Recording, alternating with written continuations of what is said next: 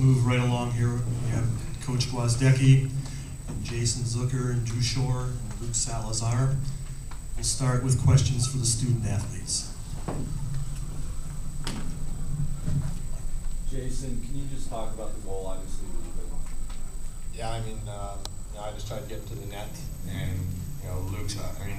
Joe Allegio made a great play there coming in from the point, and I just called for the puck, and he's very skilled, so he just put it on my stick, and I was able to put it in. Are we going with Zucker or Zucker in this press conference? Zucker, please. Zucker. Zucker, like Booker, yes. It is not Zucker, Coach.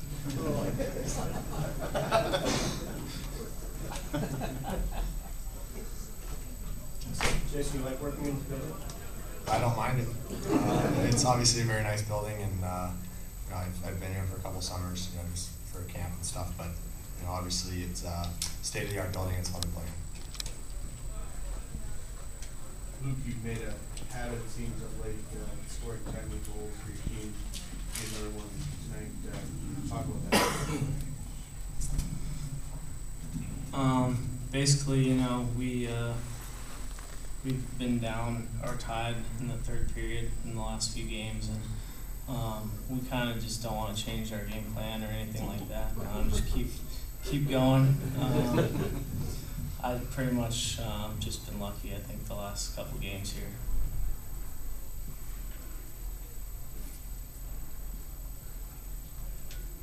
Anybody else?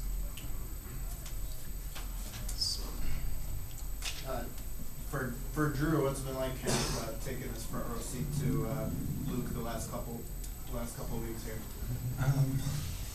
I think it's been awesome. I think he's obviously a very humble kid, and just kind of said that he called himself lucky, but I don't really think a guy that scores that many game-winning goals that late in games really should be lucky. He does it kind of time and time again, and obviously is a great finisher on the net. I don't really know if I've played with that many guys who have been able to score that many big goals in their career, so he's been playing great, and hopefully he keeps it up.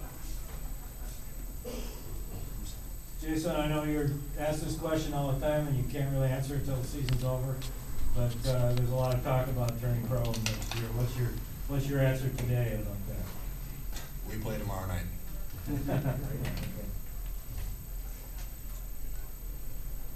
The second half of the second period, Jason, it seemed like the whole momentum of the game kind of switched. What kind of happened from that point on? Did you guys kind of get your legs back a little bit? Or? I think there's always an adjustment period, and Michigan Tech's a great team. They've been playing well the second half of the season, so they had a lot of confidence coming out of that last series against Colorado College, and we just needed to make sure we're getting pucks on net and down low behind their defensemen. And I think once we started doing that, the momentum changed a little bit to our side.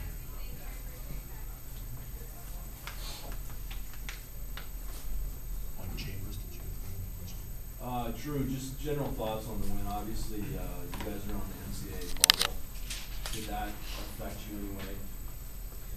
I don't think so. I think that we all kind of know where we are sitting in the NCAA tournament, but this is obviously a different tournament, and depending on how you do here, can have an effect or not, but our main goal is to win the tournament this weekend, so I think that's what everyone is focused on.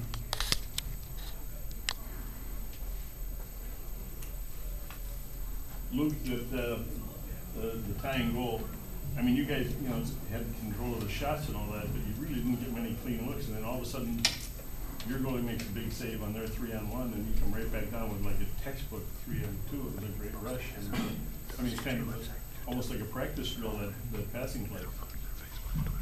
I mean, yeah, absolutely. We work on that in practice. I don't know how many times a week.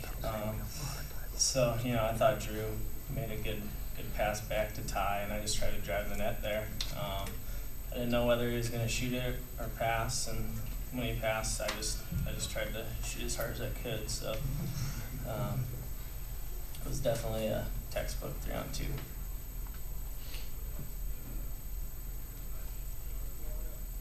More questions?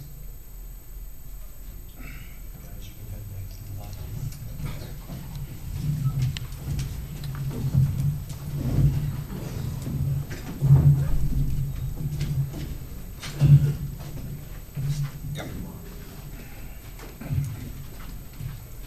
Well, certainly, I would disagree with Luke Salazar in one area. I'd like to be able to change the game plan a little bit and perhaps try to, if we're going to win a game, try to win it, you know, in the third period. But it certainly is, in some ways, symbolic of how our team has been and how our season has been this year. It has not been as fluid and as consistent as perhaps we thought it was going to be back in September. But we certainly have, through the many challenges, like every team has, but through the many challenges we've had, we've been able to figure out ways to be able to play a little bit more consistently and play a style that has given us some success. And certainly you've got guys like Drew Shore and Jason Zucker and certainly Luke Salazar who are finding ways to help us win games late in games recently. It certainly makes life a little bit more pleasant, you know, post game, that's for sure. George, you called Luke on Tuesday, you called him your resident hero. Just talk a little bit more about him and his ability to, you know, seem to get the puck on his stick late in games, put the puck in the net. Well, I think you probably all heard that he's not a great talker. You know, he's not a guy that's going to have he's probably the most quiet guy in our locker room. In fact, probably the most quiet guy we've had in our locker room in years. But certainly his play, his stick talks for him, so to speak. You know, when he was a freshman, he was very one-dimensional. I mean, he was a guy that just kind of hung out in the perimeter, and we stuck him with Tyler Bozak, and Bozak would give him the puck and he'd bury it. You know, I remember the first 3 months of his freshman season there, everybody was saying, "Who's this Salazar kid? We've never heard of him before." When Bozak went down with the injury, then afterwards, after the following year when he left, you know, it was a struggle for Luke because he had to become better away from the puck. He had to learn how to play away from the puck, and rather than just hang around and wait for someone to give him the puck, he had to go get it. He had to learn how to play defense. He had to be able to do a lot of things in our own zone that he'd never been asked to in junior hockey. And to his credit, he's worked very hard at it. It hasn't been easy for him. It's been very frustrating at times for him. There have been times where he hasn't played a whole lot, but certainly, you know, it's really great to see the effort and work that he's put in to be able to see all of a sudden now it all start to bear fruit towards the end of his senior year. And you know, again, it's a great example of you keep hanging in there, you keep working, good things are going to happen. George, quick thoughts on Ty Loney. I know that his father was in the building. He obviously had a big goal and a nice helper there. Ty is you know, another one of these young guys who's got great hands and great offensive instincts. Ty is kind of like where Luke Salazar was when Luke was a freshman. Ty needs to learn a little bit more how to do things away from the puck better and how to get the puck back. But certainly when you put him in position and you know where he has to take advantage of some of his offensive instincts, he can do that.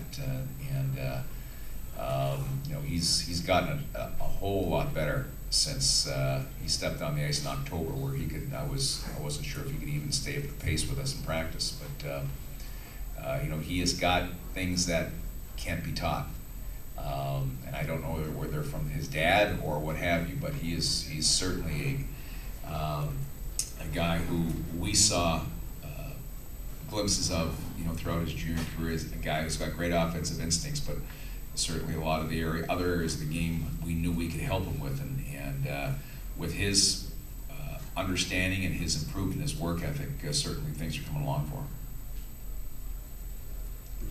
George, Zucker obviously has pretty good offensive instincts too. You've had guys leave before. It's one of those things you can't control, I guess. What are your thoughts on trying to get him to stick around for another year? Well, you know, I think that, you know, when you watch Jason, I mean, certainly he's got a great release and scored a big goal for us today. And I'll be honest with you, I mean, you know, both Jason and I had some discussions after the first period and after the second period, trying to analyze and help him get better in the game. I think he'd be the first to admit that he didn't have a great game tonight. Certainly there were times, especially early in the game, where he was kind of playing too much on the perimeter. You know, when he uses his speed and his strength to be able to become a more dynamic player and put pressure on the defending, on the defenseman, he can be pretty good. It took him a while to start to do that today, and so, you know, he was certainly the man that put the puck in the net for us in overtime. It was a great winner. Certainly, we'd like to be able to see him, along with some of his other teammates, play a little bit more of a complete game tomorrow.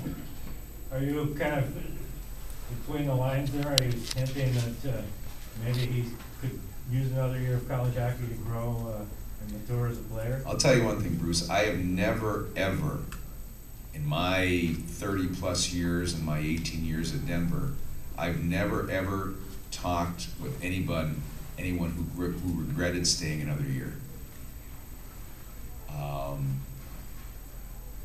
But I certainly have talked to a lot of guys who have said, you know, they regret leaving early. And so there's never anything wrong with leaving if you're ready, and there's never anything wrong with staying to be able to get one more extra year to be able to give yourself a better chance to be able to play at the top level. You know, what that decision is for Jason or for any of our guys, hard to say right now. Coach, could you talk a little bit about how you match up with UMD tomorrow? Oh wow! You know, there was a point back in January. I thought Duluth, without a doubt, was the best team in the country, and they were going to run away with the WCHA title. You know, hats off to certainly the Gophers for reeling them in and being able to win it. But you know, I think a lot of people, including yours truly, thought they were going to take a dip from last year's teams, based upon how many guys they lost, key guys they lost. Certainly. They haven't. That's a great credit to Scott and his staff. Obviously, Jack Conley is a tremendous talent, and you know, Brady Lamb and Oleksic and Kenny Reeder. I mean, they've got the team to beat, not only in this tournament but in the next one.